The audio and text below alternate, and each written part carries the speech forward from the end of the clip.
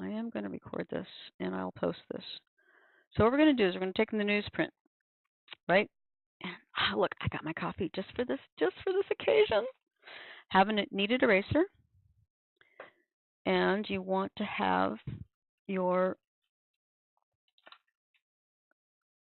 blackest kneaded eraser because this one's already destroyed, and you want to have your one little piece, two pieces. You want to use your compressed charcoal. Okay, if you're doing it the starving artist method, because it's compressed charcoal and newsprint is a lot cheaper than pastel paper, which is the stuff I was using before with the other figure, the gray paper with the white and black charcoal.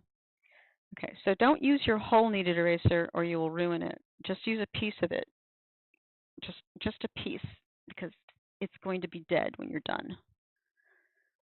You want to take your charcoal and give this a nice coating. So the rough newsprint, not the smooth newsprint, and definitely needs to be newsprint because it doesn't work very well on other kinds of paper for some reason. So give this a nice coating. You're going to get dirty doing this. It's going to be awesome. It's fantastic. If you have a chamois, I'm weird, aren't I? If you have a chamois, which is a little piece of leather that you can get at the art store, it's a very expensive little piece of artsy leather. But if you don't have that, you can just use a rag or anything. Just rub that in. Okay, and then we'll give it another coat.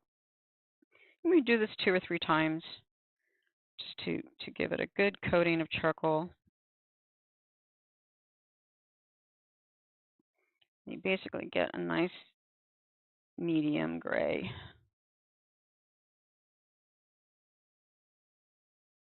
This is really fun to do in a classroom when you have 15 people and big, huge pieces of newsprint all running charcoal all over everything. Oh man, we come out black. We look like coal miners. So I'm just going to lightly rub this in because I don't want to rub off all of the charcoal. Just want to rub it down a bit too. I've got some streaks in it, but I think that'll be all right. That gives it some character. Okay. Now, I'm going to get rid of this extra newsprint. Here comes the fun part. You take a piece of kneaded eraser, and you look at your still life. I really should turn the paper sideways, but I'm not going to. Another thing that you should do, just whenever you're working from life, I wasn't expecting to do a still life, but that's pretty much what we're doing. Get yourself an old piece of mat board. Cut it into 2 L shapes. And this way you can block off your scene. You can hold this up to the still life and just get a kind of frame out the part that you want to draw. Because I don't want to draw everything, but it's so overwhelming that, where do you start, right? So we block it off, so I'm going to get just the some folds in there and a little bit of the gargoyle. So it's going to be tall and thin. So if I do that, I won't have any drapery. Maybe I better focus on the drapery. See, then you can make your decisions now instead of making them halfway through the drawing. Now I'm going to go ahead and do that. It's going to be tall and thin. Okay, I made my decision. It's going to be tall and thin, which means that I need to change the camera so you can see more of my paper.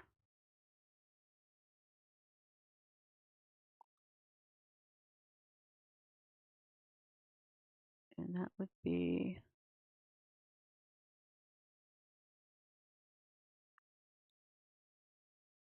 sorry guys. Where is it? No.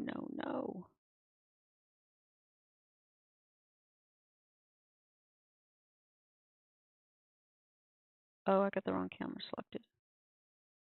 I want this one. There we go. That's the right one.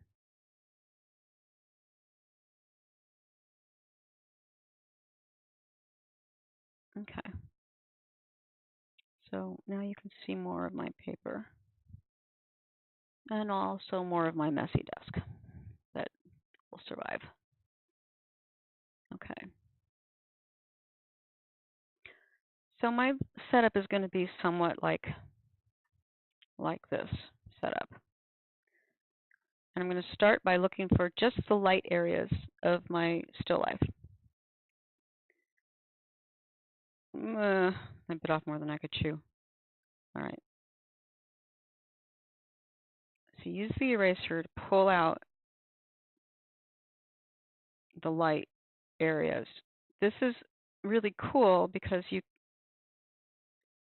I've got actually 4 people with their mics on, which is giving me a lot of background noise. I don't mind if you turn it on when you talk, but if you're not talking, turn it off.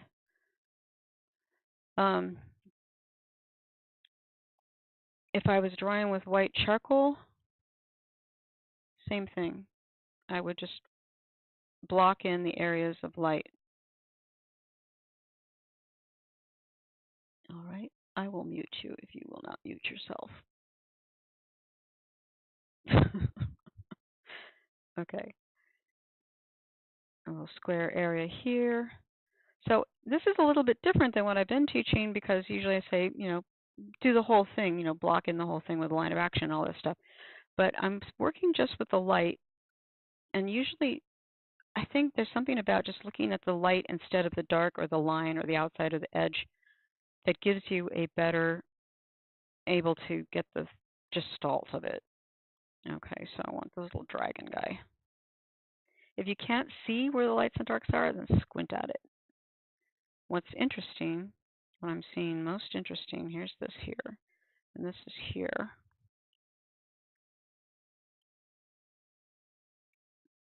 Is that what defines the gargoyle isn't the gargoyle, but what is around the gargoyle. So talk about working with negative spaces. We've totally got a negative space issue going on here. And with a little bit of a, he's all the way down at the bottom. I might have to scale this back a little bit. And there's his front legs. So you see how it's already kind of like acquiring the basic structure of the still life setup, right? There's some more light here, some more light here, some more light here.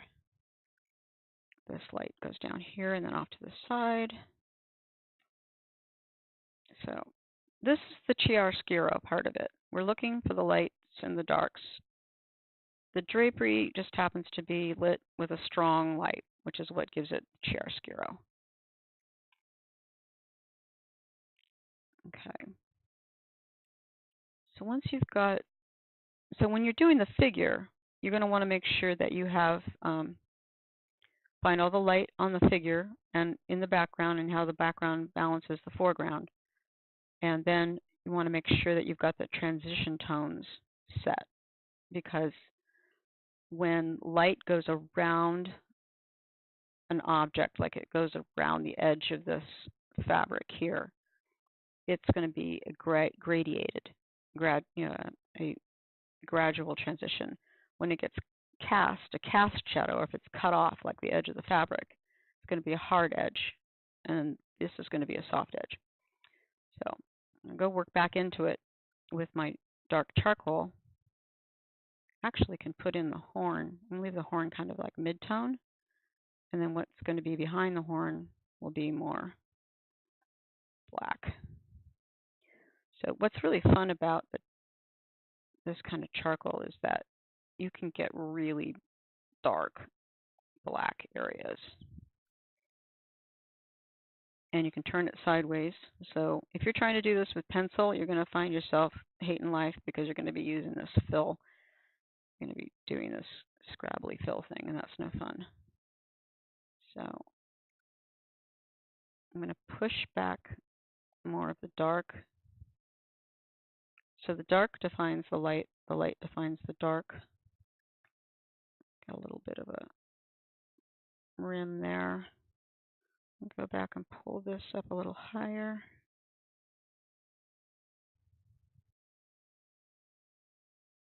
And we've got a little more shadow here, here. Yeah, see, I don't like where that is. So it's easy to change it. You know, I can go back in and cover it over and then fix it.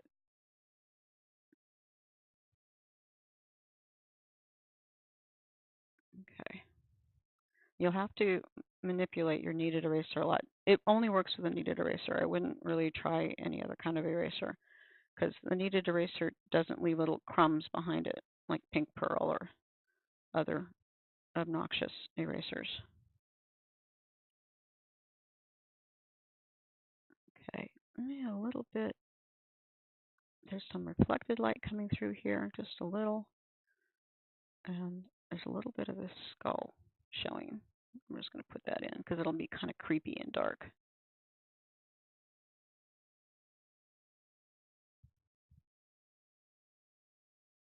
Ooh, spooky. So I can actually fill that, make that darker. All right, but back to the drapery.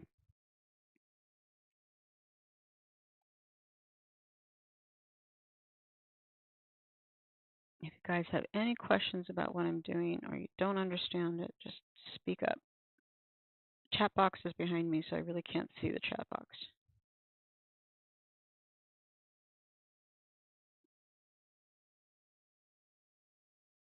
Oh, something is wrong. What did I do? Oh, I put this down too far. Well, I can fix that. I'm going to focus on this thing here. This, if I take this over to this, there's that dent right there. So I'm still using all the good stuff like triangulation, and I could even use citing, which I highly recommend. If you need to use it, use it. If you can't get, I got double shadows in there. Darn it. Oh well. I'm really picky about the double shadow thing.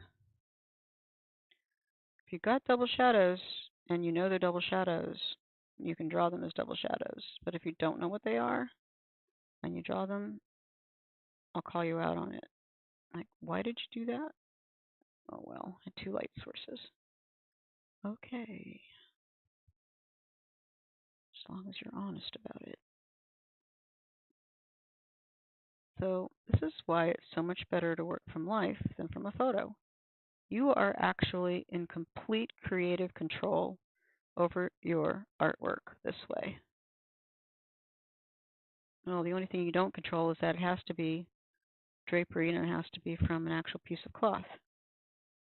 And I take no excuses because unless you are a naked person living in a stone cave with no sheets or bed towels or t-shirts or no, not towels. Don't use towels. Don't use the towels, please, because terry cloth is impossible to draw unless you know what you're doing. Don't try this at home. Okay. And I encourage using blending a lot, especially with the drapery and the chiaroscuro method. And we've got a nice, remember back from observational drawing days, you guys all had observational drawing, right? Of course you did. Or you're having it now. Core shadow, cast shadow, form shadow. Form shadow is like core shadow. You see how it's already starting to take a little bit of 3D shape, and it doesn't take a lot of time to make it start to pop out. But yes, you will get dirty. So if you don't want to get dirty, then do the pastel paper with the white and black charcoal pencils. It's much cleaner.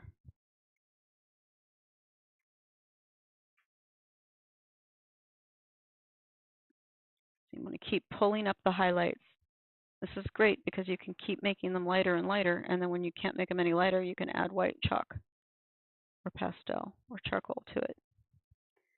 But do you see how that's already starting to emerge? Isn't that crazy? Where did my chat box go?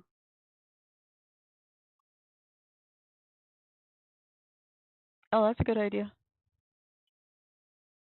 You can use charcoal from anything. Okay. So you guys all following me on this? Some people go away. Did I lose some people already? Did I bore some people? I'm so sorry. It's okay.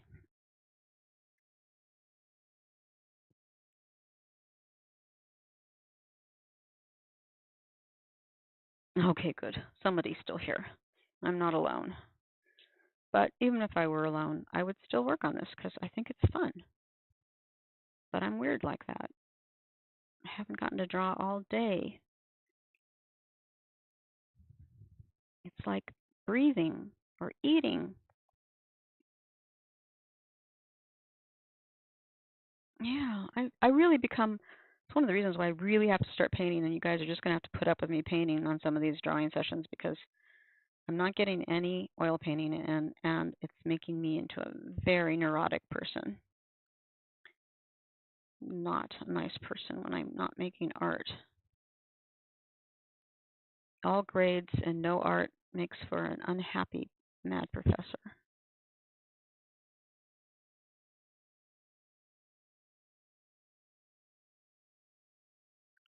Oh no, oils are awesome.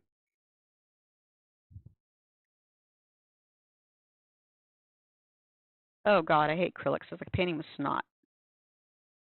It's like plastic. It's painting with plastic. It really is. It really is plastic. After all, it's acrylic. And it feels like plastic. It looks like plastic. It has the consistency of snot. You can't really make beautiful glazing layers with it because it's plastic.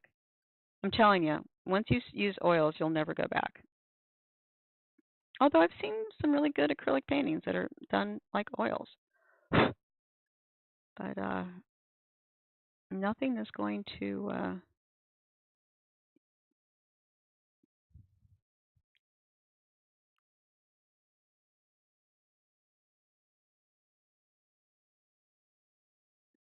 start. Okay, the first thing you got to do is paint something only in black and white. Just get used to the paint without having to deal with all the color. Because color is a lie. It's like icing on the cake. If you don't have a cake, the icing's not going to stick to it very well. So you need to have a good solid foundation. That's called a grisaille. When you do an underpainting, I always do an underpainting in black and white and work out all the values. Because if you haven't got the values worked out, your composition is going to fall apart anyway. So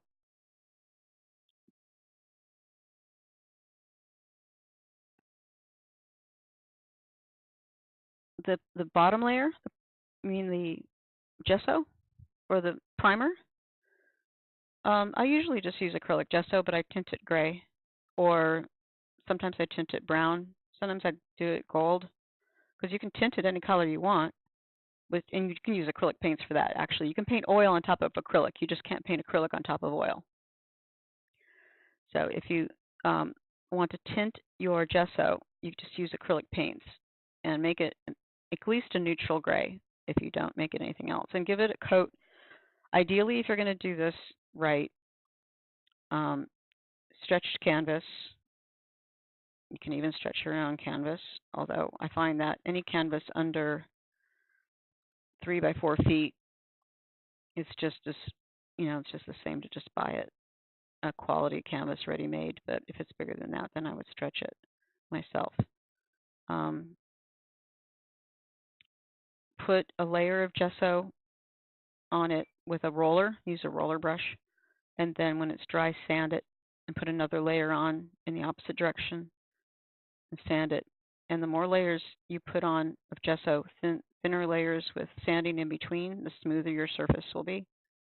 And it's a lot more fun to paint on. And I did actually splurge and get linen canvases for a portrait commission I was working on. and they were primed with an oil primer, which is different. So I had them, the people that made the canvases for me, I had them prime it. But then I rubbed it all over with a tone to drop off the white, because you don't want it white. If you paint on white, your colors will look too dark. And if you paint on black, your colors will look really bright and vivid. I like painting on black, actually. But it doesn't really give you a true sense of what the color is. So the best way to see your colors correctly, and also something that I really, really promote, is don't ever paint.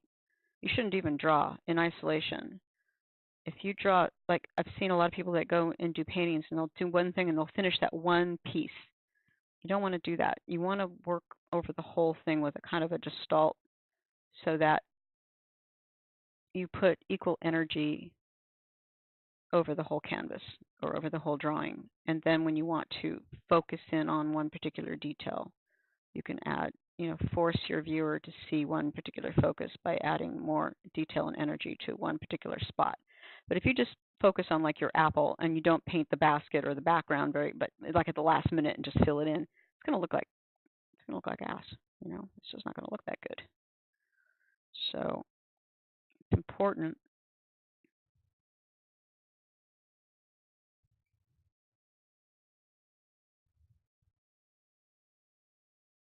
Oh yeah, right.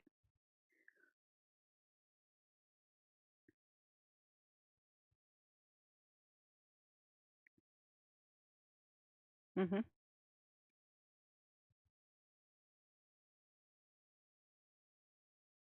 Is it a copy of a painting that you see or a style that you're trying to imitate?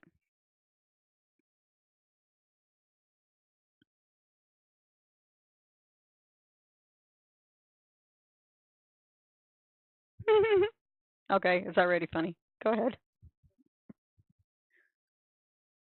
Oh God, not you two. Carry on.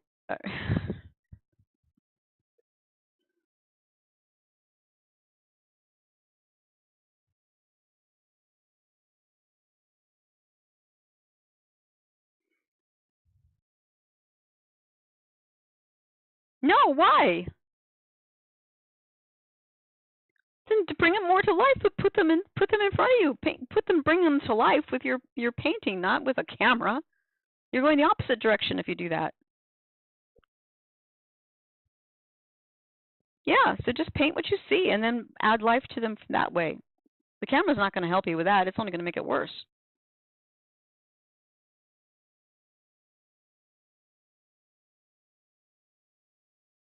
Right? Sure.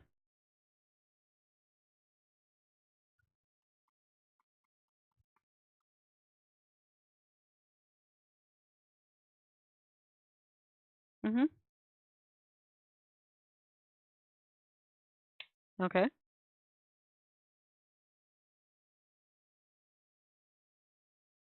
You're getting way deep on this, dude.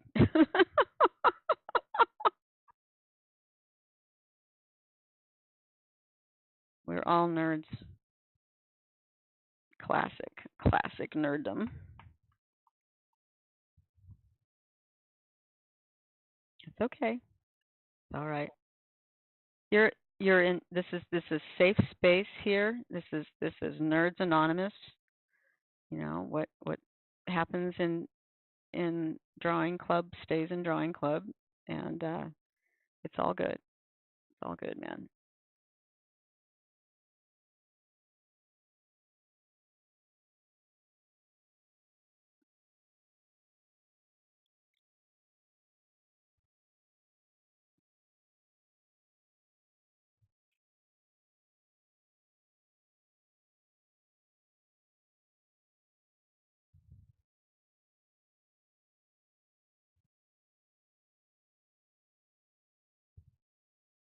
Depends on what result you want to get.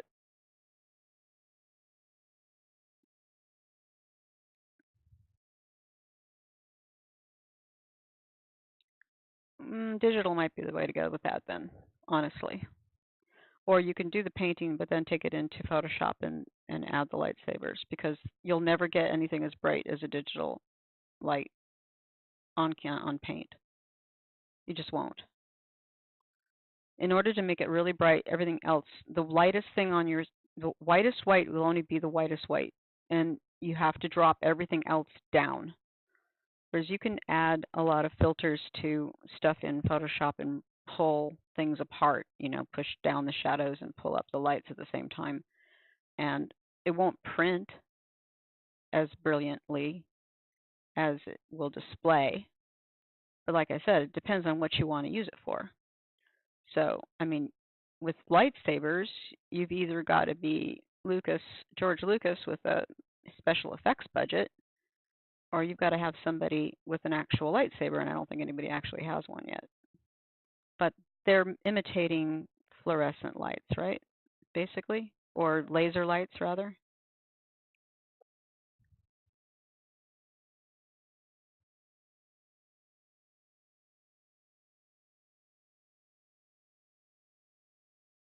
I'm not familiar with Ralph McQuarrie, but that's okay.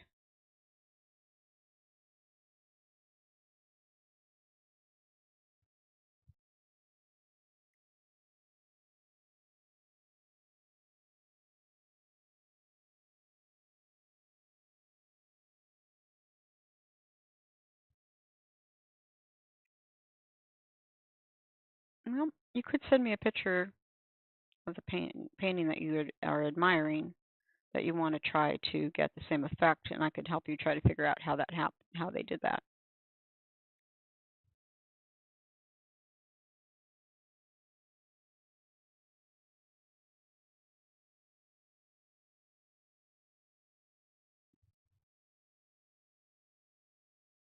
Mm-hmm. So it's possible that he just worked with traditional materials. There are certain kinds of paints that are more luminescent than others. If you study the classic illustrators from like the 20s and the 30s, they used a lot of experimental materials to try to get different effects.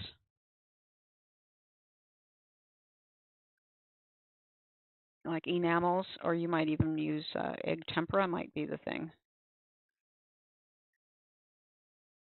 Sure.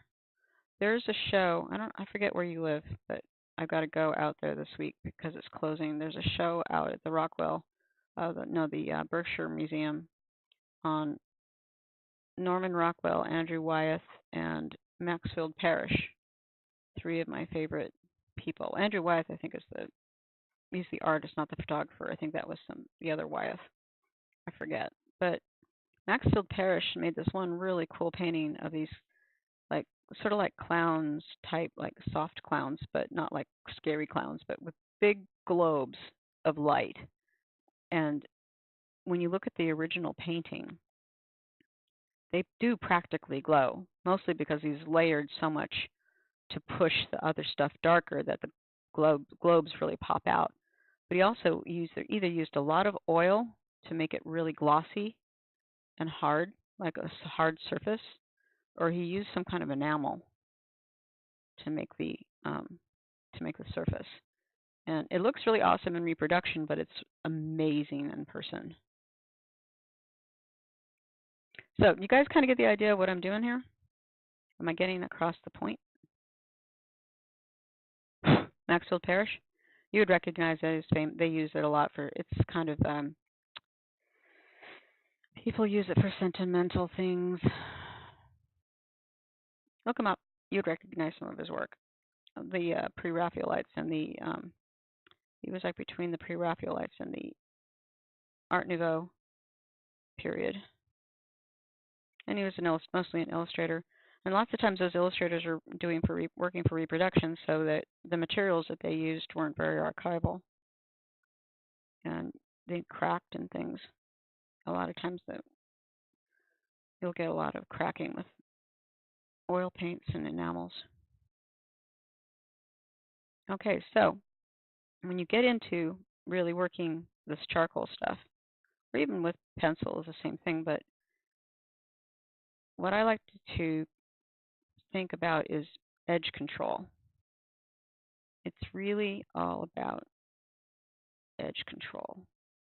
How sharp or how smooth your edges are. It's not line, remember. We're not in the realm of line when we're doing this. We're working in value, which is how everything really is seen, as in value. There are no lines in nature. The line is artificial. Oh dear, it's late. Okay.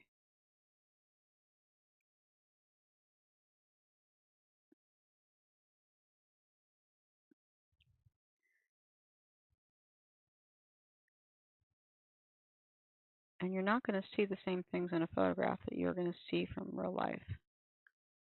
I had to do a painting of a fire pit, and I did it without looking. I tried using photographs and stuff, and it looked like a cartoon. It just didn't look real. So I got a fire pit. I put it on my driveway.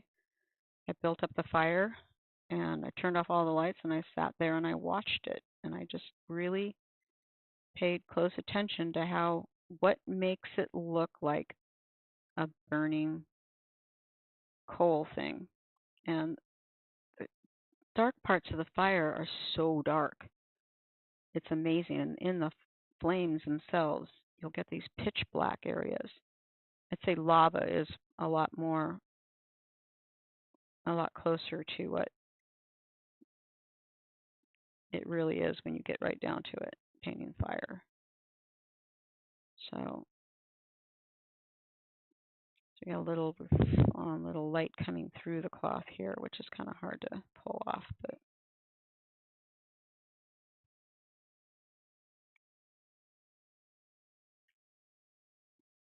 now this line here, for me, on the still life, and actually in all the photographs, it disappears. I don't see the difference in value between these two areas. So I'm not going to put a fake line there that doesn't need to be there. There's a little bit of shadow here.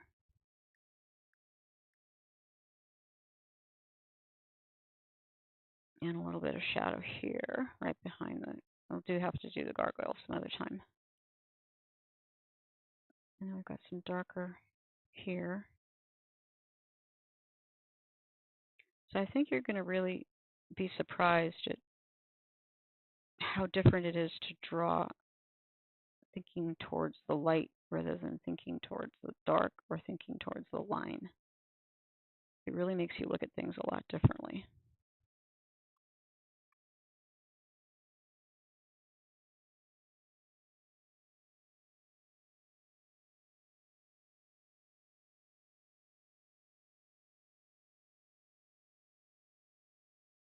Now, if the fingers just get out of control and you can't do the fingers anymore, or you don't want to do the fingers, you can get the stumps, and sometimes that's a little bit easier. Your fingers will actually add oil to the charcoal, which makes it behave a little bit differently. But like I want to do something a little more delicate here for this shadow here.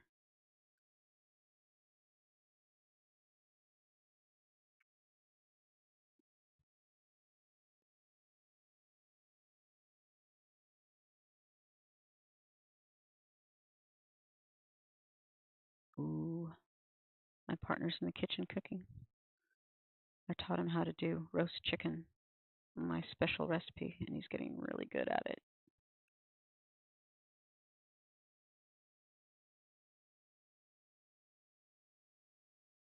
Now, I haven't actually added any white to this at all yet. So I think I might do that. And I'm actually going to use pastel rather than charcoal, because the pastel is a little more robust, a little more powerful.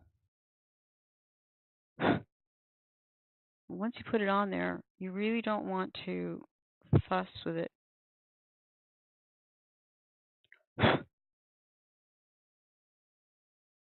And you really only want to hit up the most important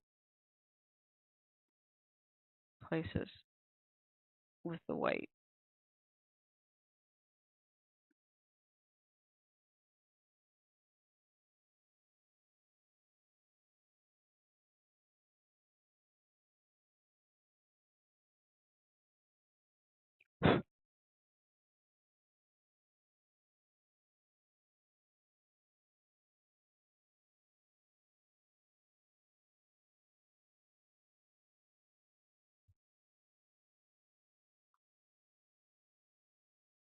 So I could get super neurotic and really try to get the texture of the fabric in there, but not on newsprint.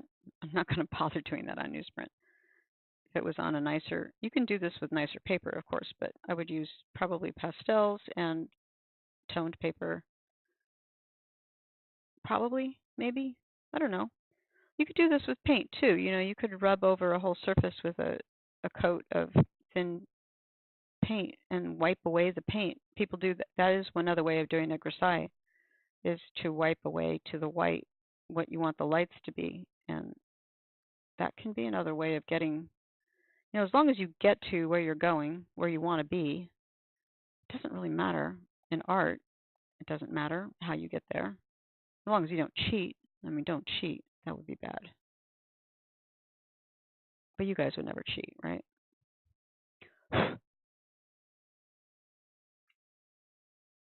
Uh-huh. Come on. Help me out here. Tell me you'll never cheat. If I catch anybody, I caught one student after the fact. I realized that she had copied something instead of doing it an original. And it's never been the same. Just never been quite the same. So, you know. And if you really want it to be original, then you want to take your own reference pictures. You want to set up your own setups. You want to really not have to resort to anybody else's stuff unless there's just no way around it. But if you're going to, but you should steal. There's a book called Steal Like an Artist, and you absolutely steal, but you got to steal from several sources and make it into something completely new. Because you may use a technique you saw on one website, and you may use maybe a symbol that you saw someplace else, and you may use, you know, you can steal little bits and pieces here and there to accentuate your work, but you're using it in an entirely new way. So stealing isn't all bad as long as you are aware of how you're doing it. It's part of this, you know, follow the rules, break the rules thing.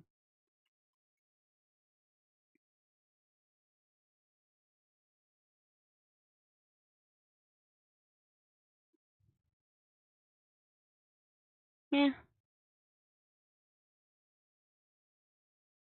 this is too light. I need to drop that back.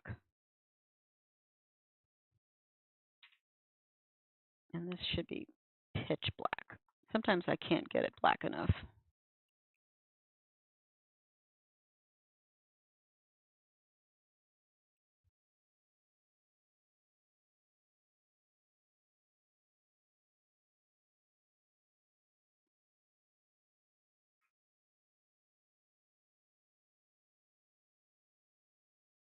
Ooh, my stomach just made a very loud noise.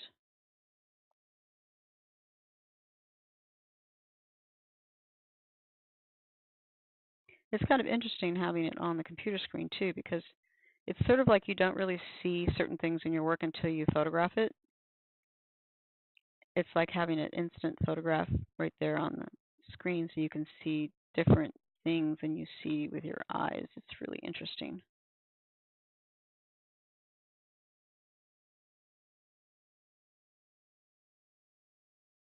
I think I've taken this. I've done, you see, you only work so far. At some point, you have to stop because you're destroying the paper. The paper can only take so much, and then it won't take anymore. So, yeah, that's my demo for tonight. Most of you guys hung out to the bitter end. You didn't cut me off. No, you didn't. But it's fun, too. It's a lot of fun. I mean, look. This is great. And I haven't touched my face yet, which is a miracle. You guys have anybody anybody have any questions about the technique or the drapery or anything like that?